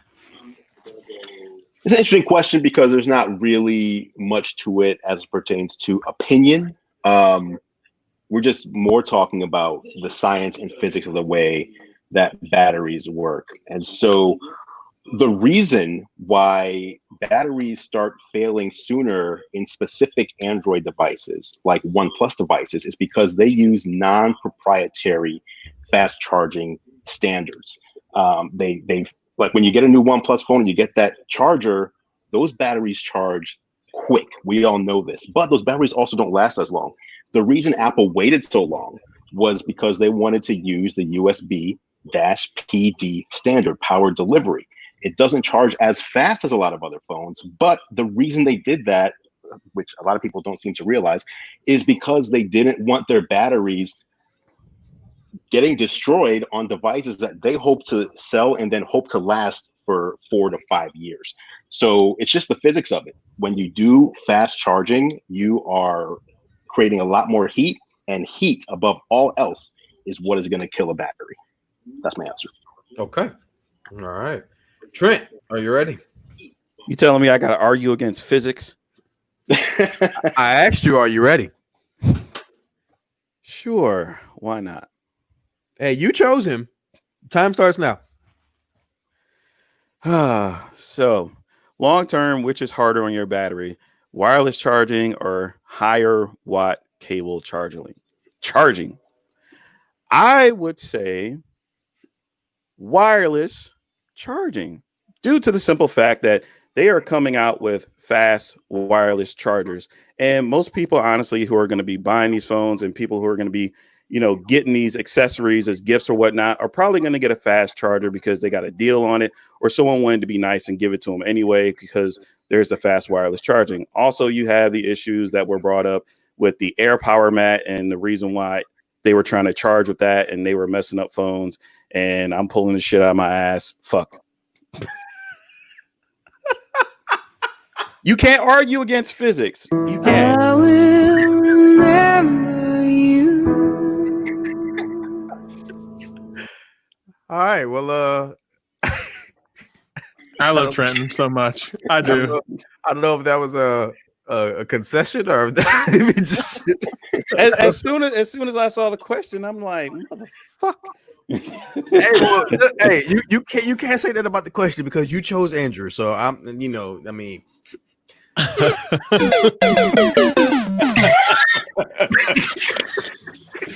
Wait a minute, I want to hear the judges. Yeah, I mean, I thought where Trent was going, it made sense, but I mean, I was ready to go for Trent if he had went on the Air Power and said that, if he had banged it out about it overheating and all of that, I would have went for him for that argument alone to dig it out the bag. So he gave up too early. Okay. All right. Well, Scott, who? I mean, Andrew. Okay. No, I mean, and Trent knows I love him, so Andrew. Oh, if you were asking me, it's Andrew, but I would have went for Trent if he had pulled out the Air Power argument and cleaned it up. All right. Well, I mean, it's pretty obvious at this point. Adrian played the music, so I know where she was going. Well, that's it. All right. So, Andrew, I'm gonna lay it out for you. You got 3 people to choose from. You got Tech Odyssey, Roberto Blake, and Canoopsy. So the question I'm going to throw up here is going to be, are 120 hertz displays truly necessary on a smartphone? That is my question. Who do you want? Canoopsy, Tech Odyssey, or Roberto Blake? Let's go. Roberto knocked me out. So let's bring him back in. Oh, all right. Welcome back, Roberto. Oh, wow. All right, Andrew, round 2, huh? Yeah, Thank why you. not? Why not? Okay. All right. So, Roberto, which side will you choose? Are they necessary or not? No, they're not necessary. All right, let's go. All right. So as it is, we already get all these wonderful options on the phones. And, you know, as cool as something like 120 hertz display is, it's just that. It's cool. And as much as you would say, oh, well, once you have it, you can't really go back. That's just because cool things are addicting. And cool, addicting things are just used to sell us more crap we don't need.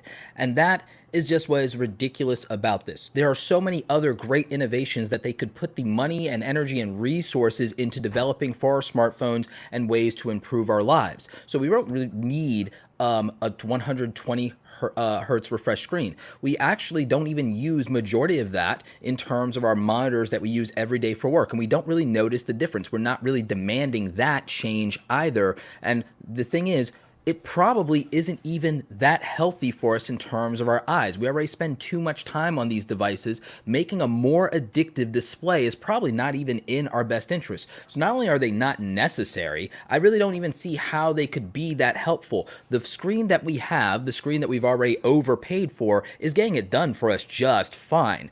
This is just one more feature that they can use to wow us and to lure us into paying more money for an incrementally better device. It is really not necessary to have a 120 hertz display. What do you really need it for? I cannot see that many practical applications of it. It will be for a handful of people, and it'll be nice for them to have because they can throw money at it. Okay. All right, Andrew, are you ready? I think you're muted, but I think I saw you say you are. Okay. Okay, sorry about that. That's all right. That's all right. I am All right. ready. Let's go. Okay, so the question is, are 120 hertz displays truly necessary on a smartphone? And I think they are a necessary option. A lot of things that we have on our smartphones would not be considered necessary for everyone. We don't need to have Face ID or Touch ID instead of a passcode, but it's a nice to have. So is a 120 hertz display, especially for people who are into making media or people who love playing games. Mobile gaming is now the biggest segment of the $6 billion industry that is video games. Hardcore mobile gamers in particular will enjoy higher refresh rates. You have 90 hertz, you have 120 hertz, and you have the bonus of things like when you're just scrolling. Anyone who's picked up an iPad Pro to a Google Pixel to a OnePlus can see the difference right away. It's not about being more addictive. It's about offering something in addition to what we didn't have before. That's how you keep technology moving forward. And that is what 120 hertz displays are doing. So I don't see why you wouldn't consider it a necessary evolution moving forward in the smartphone space. That's actually the one main feature that we're seeing coming into fruition this year, above all others, quite honestly, in the smartphone space. Okay. We wrapped up right on time. So I'm going to start with, I'm going to switch it up a little bit this time. Scott, who you got?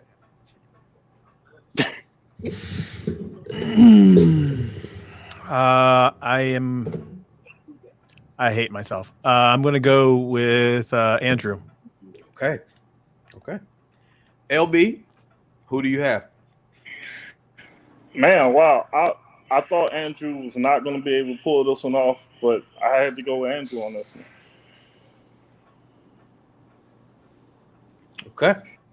So, you know, it's funny. If I had went the other way, I had Andrew's same damn argument. I had that argument. And I would have made yours. I would have made your same arguments as well. Yeah. Okay. All right. Well, Roberto, thank you for coming back in, sir. Andrew, you avenged yourself. Good on you. I thought it was all over for me, quite honestly. You pulled it off, my friend. Well done. Well played. Fair right. play to you, sir. So I'm going to go ahead and bring up the next question. Now, folks, Andrew's only got 2 people left. And if he makes it through this one, there's a twist coming. Oh, no. Yes. I'm just trying to get the popcorn, bro. I know. But I'm going to make you work for it. So the question I'm going to throw up here for you is, I'm going to ask you the question. Can Android Wear ever take down the Apple Watch? Wow. Can Android Wear ever take down the Apple Watch? Your choices are Tech Odyssey and Canupsi. Who you got? Let's go Tech Odyssey. Okay. Welcome back, Adam. I'm back. All right. So which side of this will you choose? I will go with no. Okay. Your time will start now. All right, so I don't think anyone really needs this explained to them, but the Apple Watch is the best-selling, best smartwatch out in the world. Of course, they're on the Generation 5 now. You look at the adaptability, you look at how well it works, you look at all the stuff that's got in it. It's got the ECG electrocardiogram. It tracks all your activity. It integrates perfectly with iMessage and the rest of the Apple ecosphere. Android has not been able to crack this nut for years and years, and they've tried it. LG's tried it. Fossil's tried it. Motorola's tried it. All these different brands have tried to make these Android watches, and they suck. I mean, yeah, they try to come in at lower price points, but they can't offer the same level of efficiency. They've got Apple behind them. The Apple Watch is a standard, just like the AirPods are a standard. I could go ask somebody on the street, name me an Android Wear watch, and they'd be like, well, is the Apple Watch, does that use Android Wear? I mean, it's just plain simple facts. I mean, the numbers don't support it, and the hardware behind it, Google is going to switch over to some other form of user interface and processor on their watches before they can even try and catch up, because it's a losing battle. I've had like 3 or 4 different Android Wear-based watches, and they all got sold, broke, thrown in the trash. I've got a Generation 1 Apple Watch that's still working just as well today. So, no, Android Wear can never take down Apple Watch. Okay. All right. Andrew, are you ready? One sec. Yes, I am. All right, let's go. Okay, question posed to us. Can Android Wear ever take down the Apple Watch? And the key word in that question is ever. So obviously, none of us know the future, but here's what we do know when looking at the past, because the past can inform the future. Apple came out of the gate with the first major smartphone.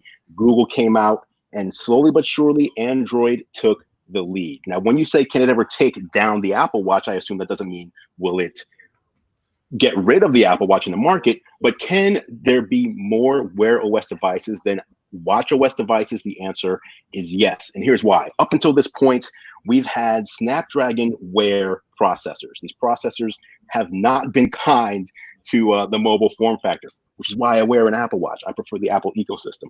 However, Qualcomm has announced that there will be a new version of Snapdragon Wear. This is going to be optimized for the watch. And all we need to do to see Android Wear take down the Apple Watch is to see more Android devices out there than Watch OS devices. So with the cheaper chip and with Google's free software, open source software, manufacturers will now be able to make these devices cheaper, you know, let's just say $99 starting, when compared to an Apple Watch. And that gives us the possibility of seeing more Android Wear out there. Okay. All right. I would like to start with LB. I gotta get that one to Andrew. Okay. Scott, my man. My man, Scott. I'm never coming to Ohio because I think me and Scott are going to fight on site. But no, you're going to be my only friend. You're literally going to be the person I talk to all the time. The clarification from Andrew is what swayed me. Okay, Adam, you know I have nothing but love for you, brother. I'm just saying, like, I just need friends. I'm sorry. That's all right. I'll still be your friend. Thank you. It was the clarification on Ever and then the Qualcomm info for me. Okay. All right. Well, Adrian, here with me.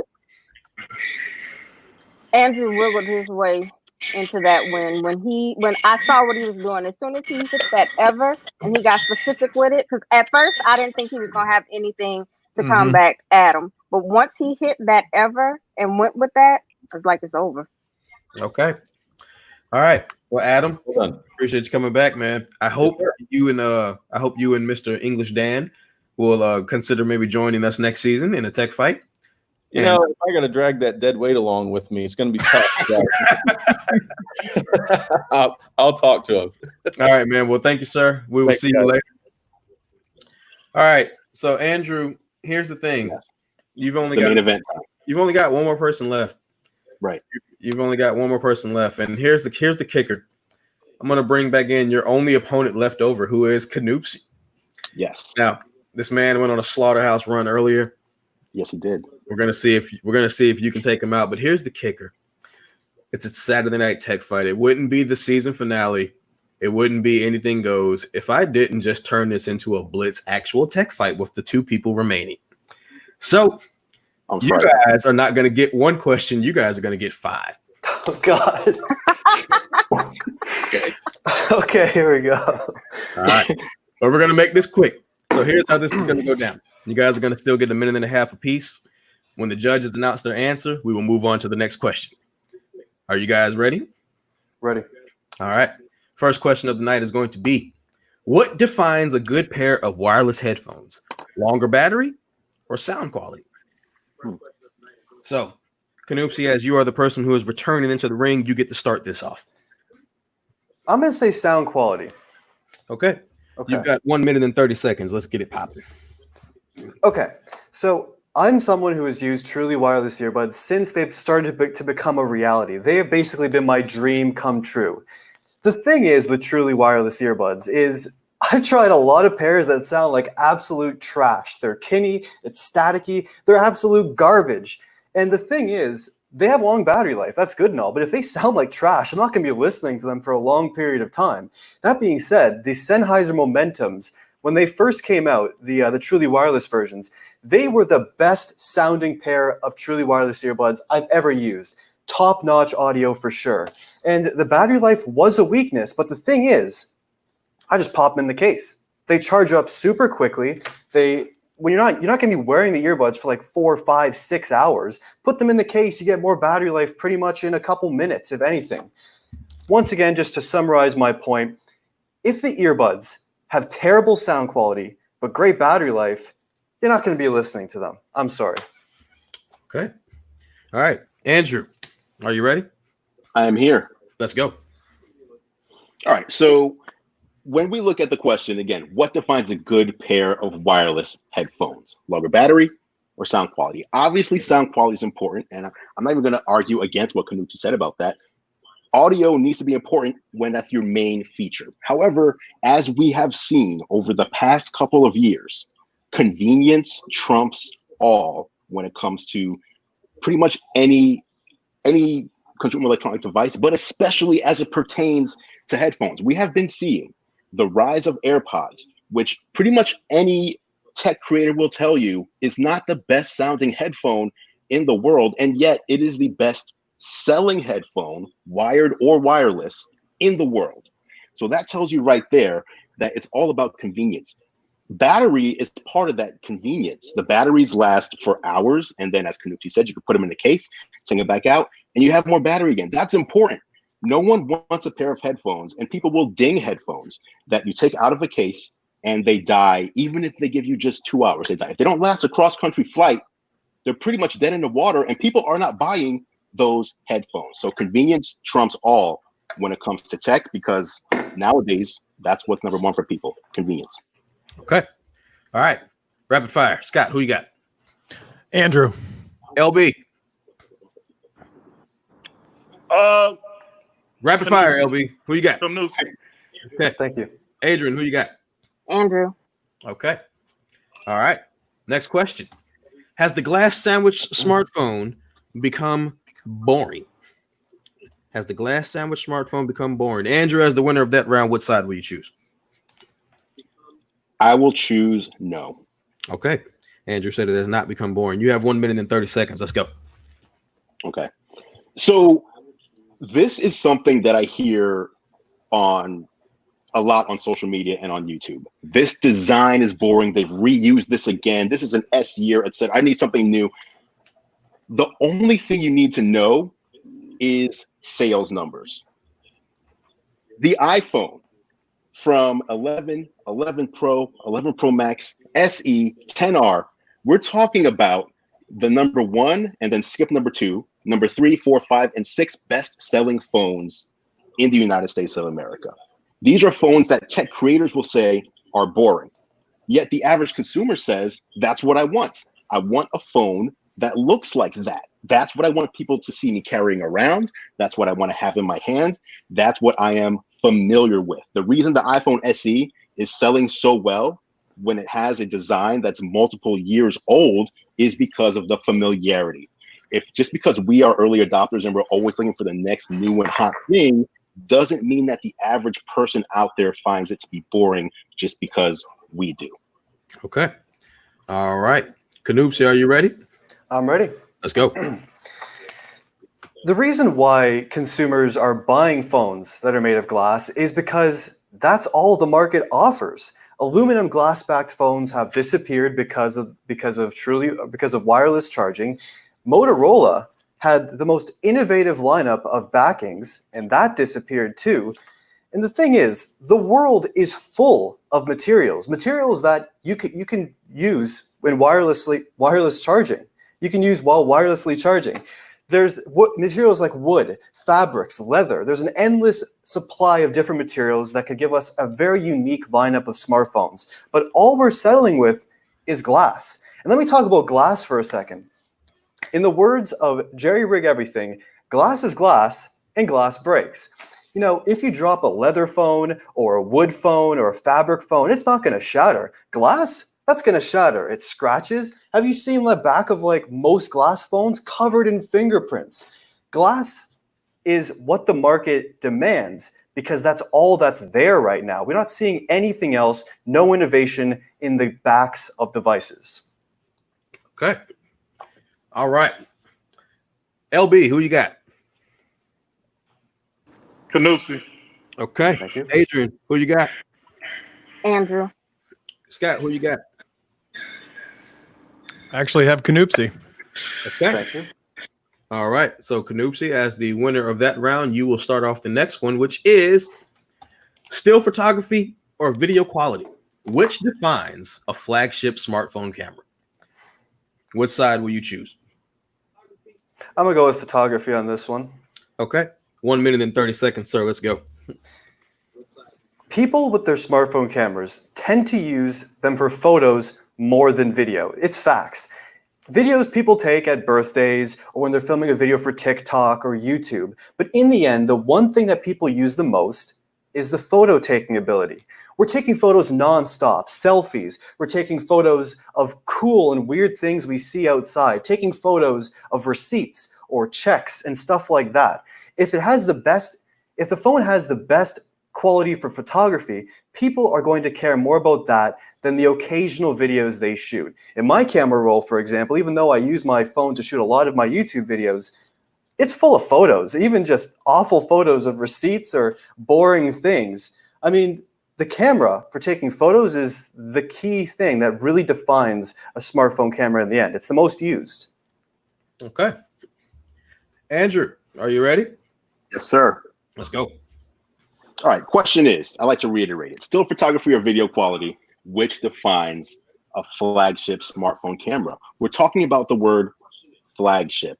Now, to me, what Canoopsy talked about, again, good argument, but he spent a lot of time talking about boring things. You don't need a fantastic camera to take a picture of a receipt.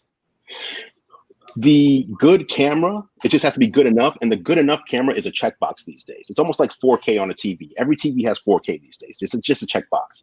Not every phone has fantastic video quality. When you take a picture, you expect it to be good. When you take a video, you want it to be great. You're saving memories, moving pictures.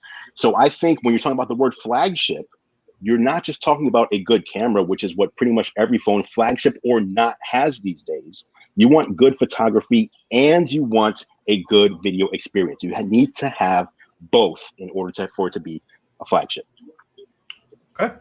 All right. Scott. I got Andrew. Okay. LB. Scott. I got Andrew. Okay. LB. I got Andrew on that one. Okay. Adrian. Andrew. Okay. All right.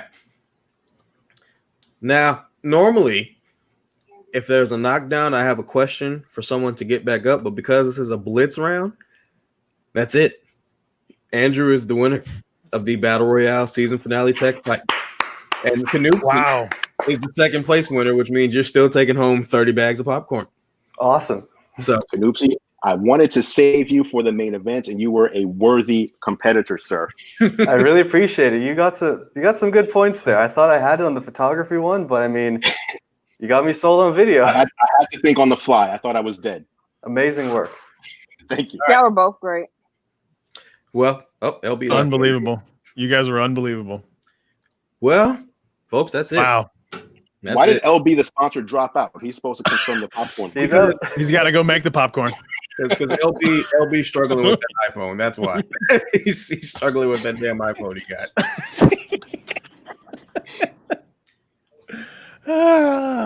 So, my goodness, man.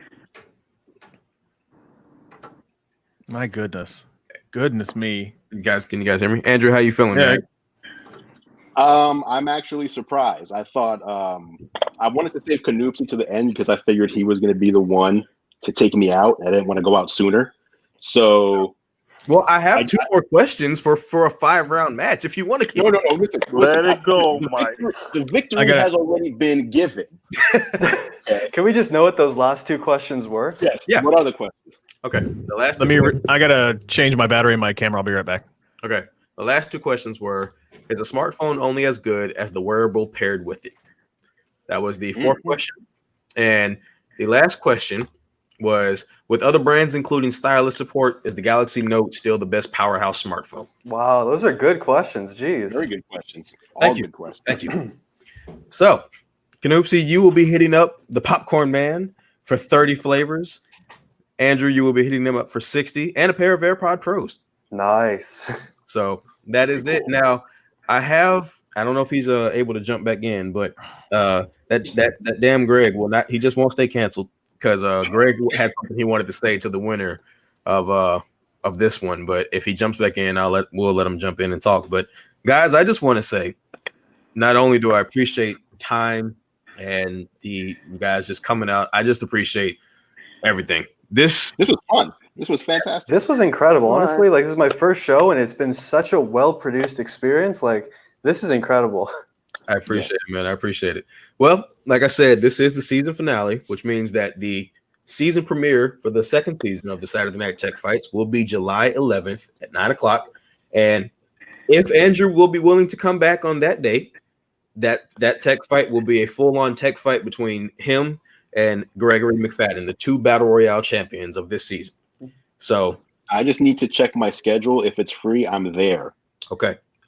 If it is not, we will work it out and we will set it up. But with that said, I'm going to say thank you to everyone in the stream for joining. We peaked at 140 people. I thought I saw more at one point, but we peaked at a pretty high number this evening. I thank everybody for jumping in. And I'm going to back out for just a second because I'm going to let Greg come in and talk to you for a second. Because I think Greg has some stuff he wants to say. Oh, wow. Andrew Edwards, congratulations on a well-fought victory. But let's be honest, we got two Battle Royale champs right here. And, these 1 minute and 30-second questions, not enough to really show the true strength and wit of the competitor. So I'm challenging you, Andrew Edwards, to that inaugural tech fight. I think you should clear your schedule no matter what and be there. I already got the gravestone picked out for you when I bury you on that tech fight. So you have to, otherwise you're going to look foolish here and you're going to look scared. Listen, as I said, I'm going to check my schedule. I'm actually moving, so I'm buying a home and moving around that weekend. However, the next time I see you face to face, whether it's on the 11th, whether it's on the 18th, I will be taking you down. And as I said, you will be crying in a heap in the corner, sucking on your Werther's Original, sir. No. I'll be enjoying my bounties with even more to come, because you might have won what, 60 bags, guys? You won 60 bags? Yes. I got 120 more on the way, right, LB? Right. But you know what else I got? You know what else I got, Greg? You know what else I won? I won the wireless earbuds that you tried to make an argument for, yet you're wearing wired headphones. Okay? I mean, I got earbuds too, man. So we're good to go. You know, and I do have Werther's, so shout out to Werther's as well. But yeah, I think we come back and battle royale champ against each other. See who the real victor is. Gotta have one victor. It's happening. Don't worry about it. It's happening. You heard it here. Alrighty then. So, folks, you heard it here. Andrew, get with me and let me know what your schedule looks like, sir, and then we will get it going. But to everyone who came in tonight, Trenton Marshall, Roberto Blake, Mr. Catwoman, Tech Odyssey, Adam J. Matlock, Gregory McFadden. God, I feel like I'm missing people because there's been so many folks. Noopsy, Andrew. I really wanted to see Kevin the Tech Ninja jump in, but I understand he was fluid today. He had some stuff going on. But guys, I thank every single one of you for jumping in. To the judges, rocking with me for the last couple of weekends, thank you very much as well. And LB, you got your hands full, man. You got a lot of orders that you got to send out here soon. So with that said, I'm going to go ahead and end it here. I thank everybody for joining. Here we go. Yeah. Tech King, Mike.